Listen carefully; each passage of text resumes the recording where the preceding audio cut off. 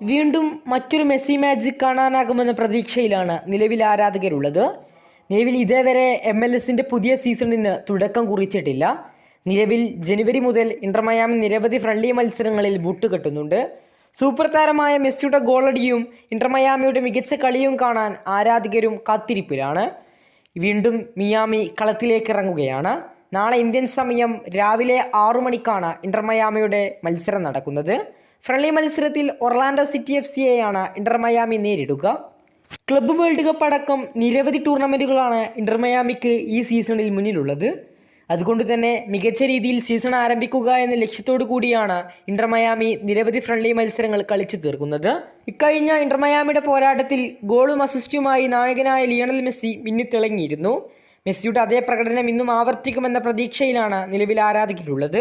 കൂടുതൽ ഫുട്ബോൾ വാർത്തകൾക്കും വിശേഷങ്ങൾക്കും വേണ്ടി ചാനൽ ഇപ്പോൾ തന്നെ മറക്കാതെ സബ്സ്ക്രൈബ് ചെയ്യുക.